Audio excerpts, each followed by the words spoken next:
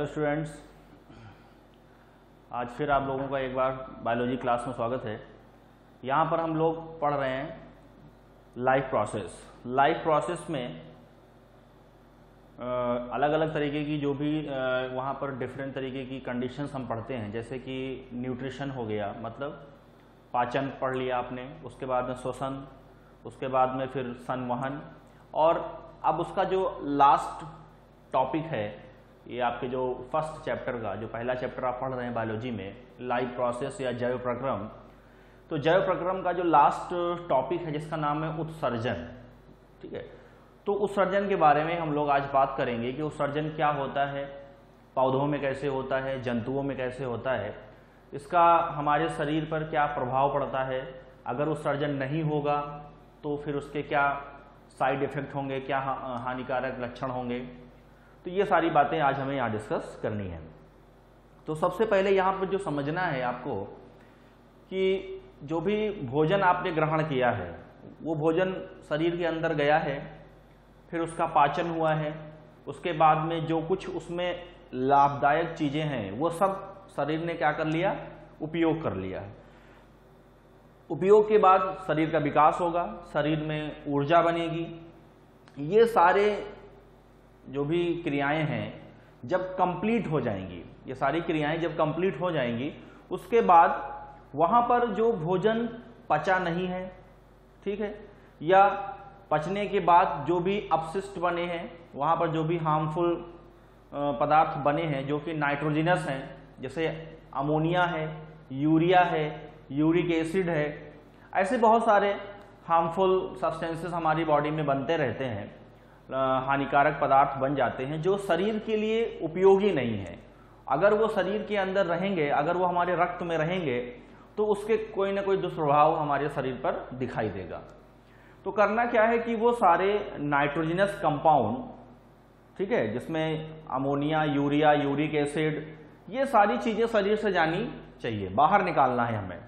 अब जितने भी आपके सिस्टम है, हर जगह अगर आप देखिए तो शरीर के अंदर बहुत सारे अपशिष्ट पदार्थ हैं, जैसे मान लीजिए कार्बन डाइऑक्साइड।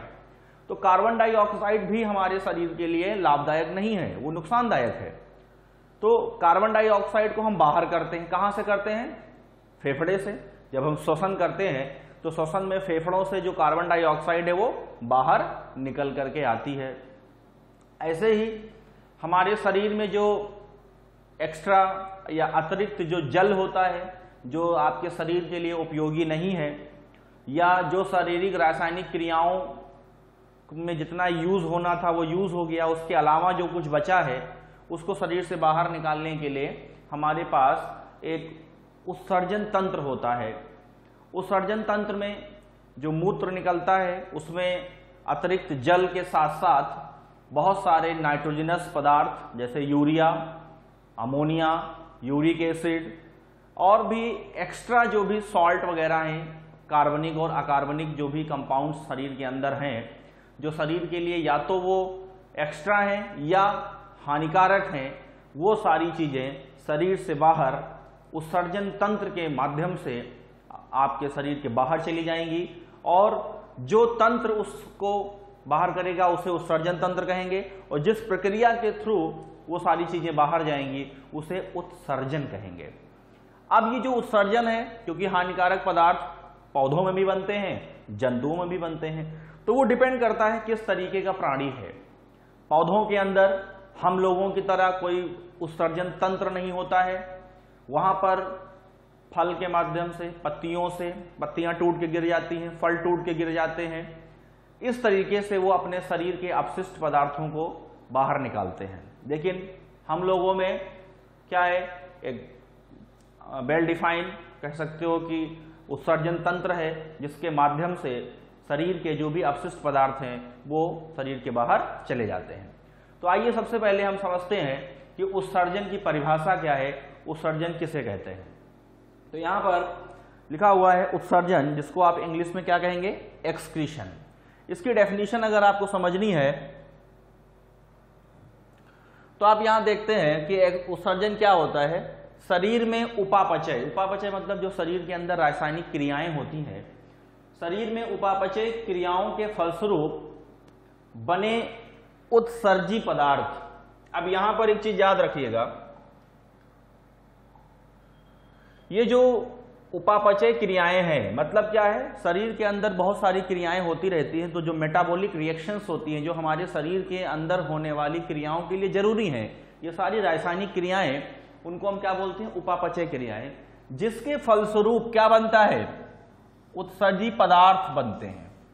क्या बनते हैं, उत्सर्जी पदार्थ। ये उत्सर्जी पदार्थ क्या होता है, फिर ये शरीर से बाहर निकलते हैं, और इस प्रक्रिया को ही हम क्या कहते हैं, उत्सर्जन या एक्सक्रीशन कहते हैं। अब ये जो उत्सर्जी पदार्थ हैं, अगर आप इसकी बात करें तो उत्सर्जी पदार्थ क्या हो सकते हैं, उत्सर्जी पदार्थ हमारे शरीर के अंदर कहां बनते हैं, ये हमारे शरीर के अंदर यकृत में बन सकते हैं। कहां बन सकते हैं, यकृत, लीवर में बनते हैं। कहां बनेंगे, लीवर में। लीवर में यहां पर क्या बन सकता है, यूरिया बन सकता है, यूरिया, और क्या बनता है, यूरिक एसिड बन सकता है, यूरिक अम्ल बन सकता है, और बन सकता है अमोनिया। ये आपके उत्सर्जी पदार्थ हैं।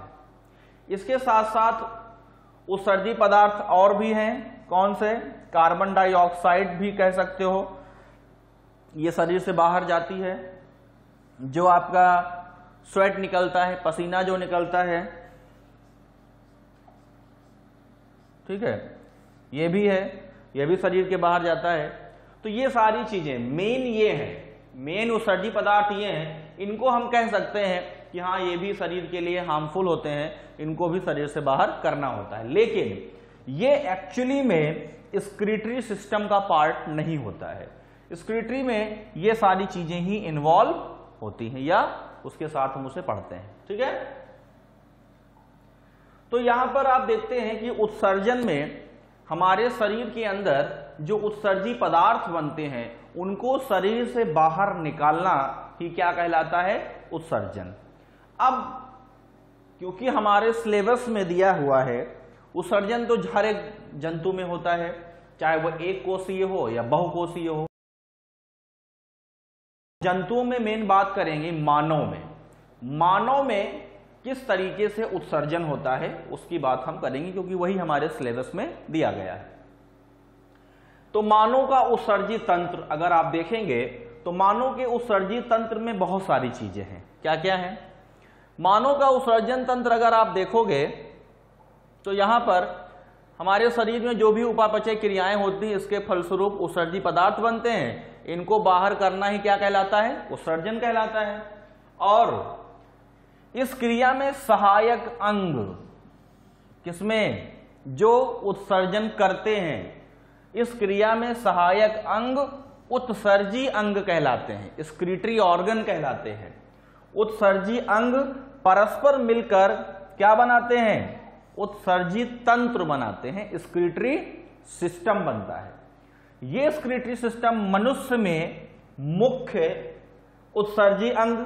अब हमारे शरीर के अंदर क्योंकि उत्सर्जी तंत्र में कई सारे अंग हैं, बहुत सारे अंग हैं, उसमें से मुख्य अंग कौन सा है, तो वो है आपका वृक्क, जिसको आप क्या कह सकते हो, किडनी। किडनी हमारा जो है मेन अंग है। ये जो यकृत होता है, ये आपकी उत्सर्जन तंत्र का पार्ट नहीं है, लेकिन यकृत उत्सर्जन क्रिया में महत्वपूर्ण भूमिका निभाता है। ये अमोनिया को यूरिया में बदलता है। हमारे शरीर में जो हमारा मुख्य उत्सर्जी पदार्थ है वो यूरिया है। हमारे यूरिन में, हमारे मूत्र में जो हार्मफुल सब्सटेंस या उत्सर्जी पदार्थ जो बाहर निकलता है उसको क्या बोलते हैं, वो यूरिया होता है। यूरिया कहां बनता है, यूरिया यकृत में बनता है, लीवर में बनता है, जहां अमोनिया को यूरिया में बदला जाता है। ठीक है, तो यकृत उत्सर्जन क्रिया में महत्वपूर्ण योगदान देता है, लेकिन यकृत उत्सर्जन तंत्र का भाग नहीं है, वो हमारे उत्सर्जी अंग में नहीं आता है। ठीक है, उत्सर्जी अंग का मेन एग्जाम्पल क्या है, किडनी है। किडनी हमारे शरीर के जो उत्सर्जन तंत्र है उसका मुख्य भाग है वो। ठीक, अब यहां पर देखिए ये उत्सर्जन तंत्र आपको दिख रहा होगा। इसमें शरीर के अंदर ये 2 किडनी है, ये नीचे आपका यूरेटर है, ये यूरिनरी ब्लैडर है। ये उत्सर्जी अंग है जो हमारे शरीर में आगे की तरफ तो ये पूरा एब्डोमेन है, स्टमक है, लीवर है, इंटेस्टाइन वगैरह है। पीछे की तरफ बैकबोन है, रीढ़ की हड्डी है। तो रीढ़ की हड्डी के नीचे और इसके पीछे सेंटर पार्ट में बीच में यहां पर ये पूरा आपका उत्सर्जी तंत्र होता है, जिसमें किडनी, यूरेटर, ब्लैडर ये सारे मुख्य अंग यहां पर आते हैं।